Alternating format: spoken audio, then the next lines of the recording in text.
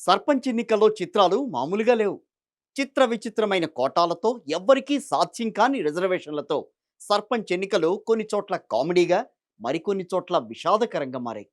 నల్లగొండ జిల్లా అనుముల మండలం పేరూరులో సర్పంచ్ స్థానం ఎస్టీ మహిళకు రిజర్వ్ చేసింది ప్రభుత్వం. అయితే ఇక్కడ ట్విస్ట్ ఏంటంటే, ఆ గ్రామంలో ఒక్క ఎస్టీ మహిళ లేకపోవడం. ఒక్కరు కూడా లేని సామాజిక వర్గానికి రిజర్వేషన్ కేటాయించడం పట్ల ఆ గ్రామస్తులు సెటైర్లు వేసుకుంటున్నారు. కాంగ్రెస్ ప్రభుత్వ పనితీరు చాలా అద్భుతంగా ఉంది అంటూ ఎద్దేవా చేస్తున్నారు. సెటైర్‌లయితే వేస్తున్నారు గానీ, పాపం నామినేషనే వేయలేకపోయారు.